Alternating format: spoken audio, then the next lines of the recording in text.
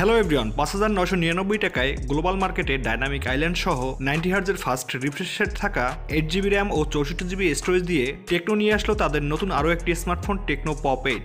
এই ফোনটি দেখতে অলমোস্ট অনেকটাই কিন্তু আইফোন 14 এর মতো। আর আজকের ভিডিওতে থাকছে এই ফোনটির আনবক্সিং সহ ইন ডিটেলস, এর ভালো এবং খারাপ দিক, আসলে এই ফোনটা নেওয়া ঠিক হবে কিনা। সো ভাই ব্রাদার, আপনি যদি টেকনো পপ 8 ফোনটি সম্পর্কে ইন্টারেস্টেড হয়ে থাকেন তাহলে দেখতে পারেন আমাদের এই সম্পূর্ণ ভিডিওটি। আশা করি মোটামুটি একটা ধারণা পেয়ে যাবেন এই ফোনটি কি আপডেট ফিচার্স ও স্পেসিফিকেশন নিয়ে বাংলাদেশ মার্কেটে আসতে চলেছে।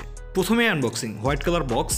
এই ফোনটির বক্স কন্টেন্টটি রয়েছে প্রথমেই ফোন, এরপরে documentation, soft transparent back cover, 10 watt charger এবং USB type A to type C charging cable, সবশেষ একটা সিম ইজেক্টর টুল। এবার যদি আমরা এই ফোনটির দিকে আসি, বেশ স্টাইলিশ ব্যাক প্যানেলের টেক্সচার ডিজাইন থাকা এই মোবাইলটি কিন্তু হাতে নিলেই প্রিমিয়াম একটা ফিল পাওয়া যায়। সেই সাথে মোবাইলটির রেয়ারে রয়েছে বিগ সাইজের দুইটা সেন্সর। দূর থেকে এই ফোনটিকে দেখলে ক্লোজ টু আইফোনের মতনই লাগে। পোর্টস অ্যান্ড বাটন, এই ফোনটির নিচের দিকে থাকছে volume speaker, type C charging port, primary microphone, 3.5mm headphone jack, left সাইডে সিম কার্ড ট্রে যেখানে দুইটা সিম কার্ড সহ একটা এসডি কার্ড ব্যবহার করা যাবে। উপরের দিকে থাকছে সেকেন্ডারি ভলিউম স্পিকার, রাইট সাইডে ভলিউম ব্রোকার ও পাওয়ার অন অফ বাটন যেটা সাইড মাউন্টেন ফিঙ্গারপ্রিন্ট স্ক্যানার হিসেবে কাজ করে। ফেস আনলক রয়েছে। এই ফোনটিতে থাকা ফিঙ্গারপ্রিন্ট স্ক্যানার অনেক ফাস্ট ফোনটিকে আনলক করার সাথে সাথে এই ফোনটিতে থাকা স্পিকার কোয়ালিটি অসাধারণ ছিল, বেশ ভালো একটা সাউন্ড প্রোভাইড করে থাকে। এইরকম বাজেটে এটা সত্যিই ব্যালেন্স ছিল। ওভারঅল বেশ পাতলা ও হালকা হওয়ার কারণে ফোনটি সিঙ্গেল হ্যান্ডে ইউজ করা যাবে এবং ইন হ্যান্ড ফিল্ড অনেক প্রিমিয়াম লাগবে। এছাড়া গ্লোবালি এই ফোনটি দুইটি কালার ভেরিয়েন্টে লঞ্চ করে, এইটা ব্ল্যাক অ্যান্ড হোয়াইট। ডিসপ্লে সেকশনে প্রথমে চিন আর বেজেলস। এই ফোনটির চিন বেজেলস গুলো অনেক ছোট প্রাইস বিবেচনায়, চিন বেজেলস নেই বললেই চলে।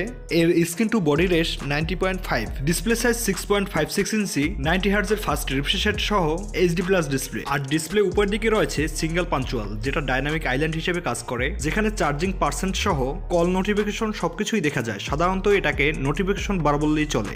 ক্যামেরা সেকশনে যেমনটা বলেছিলাম ডুয়েল ক্যামেরা সেটআপ রয়েছে, প্রাইমারি সেন্সর 13 মেগাপিক্সেলের, এরপরে একটা এআই লেন্স। রেয়ার থেকে ছবি তোলার সময় অবজেক্ট মোটামুটি ভালোই ফোকাস করে, ছবির details, colour tone, proper light কন্ডিশনে ভালোভাবেই ধরে রাখতে পারে। এছাড়াও এই ফোনটি থেকে ভিডিও রেকর্ড করা যাবে 180p 30fps পর্যন্ত। তবে সেলফি ক্যামেরা হিসেবে থাকছে 8 মেগাপিক্সেলের একটি শুটার যেটা দিয়ে সোশ্যাল মিডিয়া রেডি টাইপ ছবি পাওয়া যায়। ওভারঅল অনেকের কাছে এই ফোনটির সেলফি ক্যামেরা ভালোই লাগবে।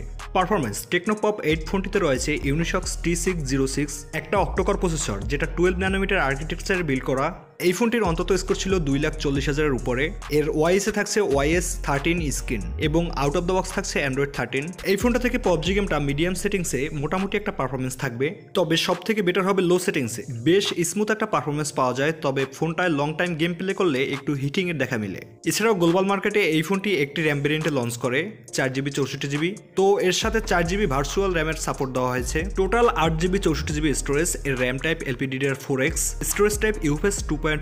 ব্যাটারি ও চার্জার, এই ফোনটিতে দেওয়া হয়েছে 5000 mAh এর অনেক বড় ব্যাটারি এবং সাথে দেওয়া হয়েছে 10 ওয়াটের চার্জার যেটা ইউএসবি টাইপ সি পোর্টের সাথে এসেছে। এই চার্জারটা থেকে এই ফোনটিকে একবার ফুল চার্জ করতে সময় লাগে প্রায় 1.5 ঘন্টার মতন।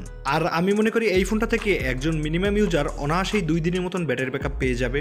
প্রাইসের কথা বলতে গেলে গ্লোবাল মার্কেটে এই ফোনটি 5,999 টাকায় লঞ্চ করে, যেটা বাংলাদেশ টাকায় কনভার্ট করলে প্রায় 9,000 টাকার মতন আসে। সো প্রাইস বিবেচনায় এই ফোনটি আসলে একদমই খারাপ কিছু অফার করছে না। আর এই ফোনটি হয়তো নেক্সট মান্থের মধ্যেই বাংলাদেশে অফিসিয়ালি লঞ্চ করে যাবে, তবে একটু খোঁজ নিয়ে দেখলে এর আনঅফিসিয়াল ভেরিয়েন্টটি আশা করি এখনই পাওয়া যাবে। সবশেষ এই ফোনটা আসলে কাদের জন্য কেনা উচিত। প্রথমে বলে রাখি, আপনারা যারা একটা স্টাইলিশ ফোন চাচ্ছেন, চার্জিং ব্যাকআপটা অনেক ভালো থাকবে, মাল্টিমিডিয়া অনেক কনজিউম করে থাকেন, হালকা পাতলা গেমিংও করেন, তাদের জন্য এই ফোনটা আমি মনে করি 9 থেকে 10,000 টাকা বাজেটের মধ্যে right now one of the best choice হবে। সো ভাই ব্রাদার, আজকের ভিডিও এই পর্যন্তই। ভিডিওটি ভালো লাগলে অবশ্যই একটি লাইক ও পাশে থাকা লাল সাবস্ক্রাইব বাটনটি প্রেস করে বেল আইকনটি বাজিয়ে নিন। আজকের মতো বিদায় নিচ্ছি, দেখা হবে পরবর্তী কোনো ভিডিওতে। সবাই ভালো থাকবেন, সুস্থ থাকবেন।